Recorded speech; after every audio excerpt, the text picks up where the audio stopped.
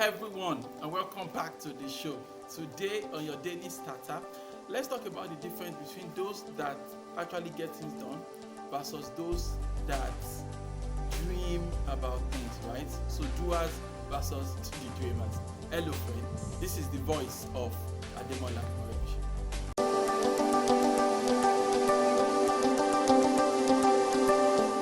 Hello friend, I believe that the difference between those that get things done and those that merely dream about getting things done is action. I mean, it's so obvious, isn't it? Some people take action and some people don't take action. And I believe as well that when you are a doer, when you're the kind of person that takes action, I believe it changes your perspective about things. It changes your perspective about life. There's this quote out there, I'm not sure who said it now. And the quote says, stop taking constructive feedback from people that are not building anything.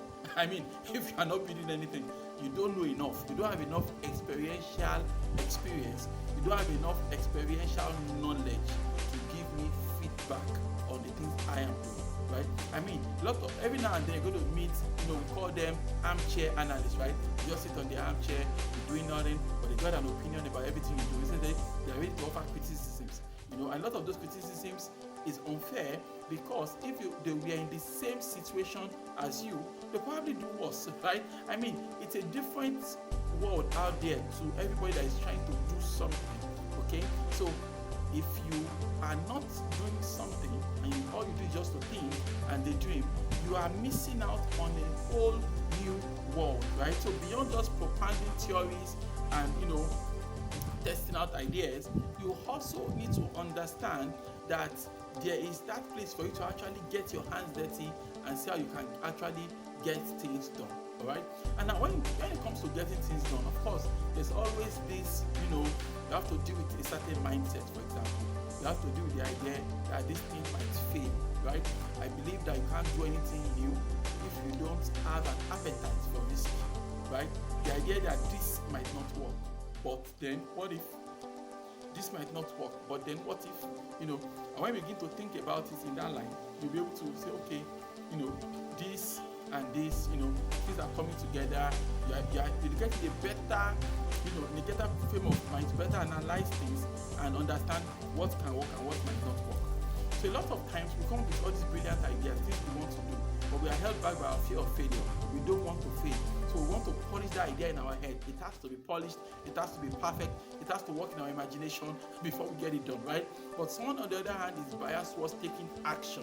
That let me take action, and even if I fail, now I have learned what is not working. I believe that it is way better to start thinking and propounding theories after you've tried to do something.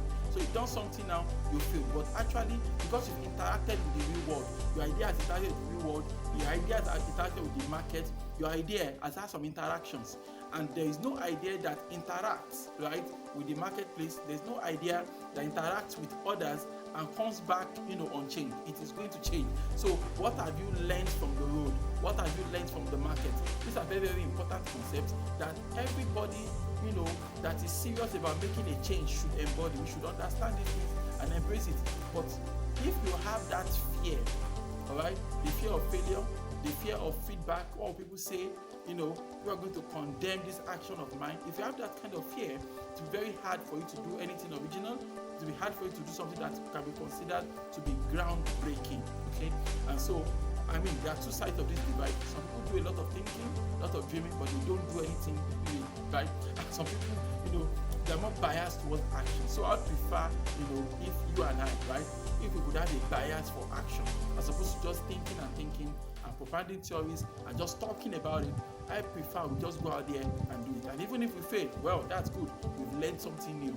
And with those lessons from the road, we can add it to what we're thinking, refine our ideas, and then we can go out there a second time and test it all over again. And we iterate that way until we get something that is actually working, something that, can now get us the kind of results that we are looking for. And the moment you cross from being an armchair critic The moment you cross from being a thinker that is doing nothing and you get into the other side of actually doing things, of getting things done. The moment you cross into that, you discover that it's a whole new world, right? There's a level of experiential knowledge that you cannot get if you just sit down, on your chair and keep thinking of those things you want to do. You are never going to be able to get that. And also, when you are someone that you are doing things, you are out there, you're also actively working on something, you are able to offer better feedback, and you're able to do a better criticism of other people's works, of other people's projects, of other people's businesses as well. So I want you to understand that it's important for us not to think and dream about things, but we also need to add action to everything that we do. At the end of the day, your 1,000 intentions are never going to be as effective as the one action that you take. Why don't you repeat after me this morning? Say, God daily loads me with benefits. I am bold and strong. Every day, in every way, I am getting better and better. My name is Ademola Morebise. Thank you so much for taking out time to check out this video. Remember, you can lead a formidable life. Have a good day. Bye.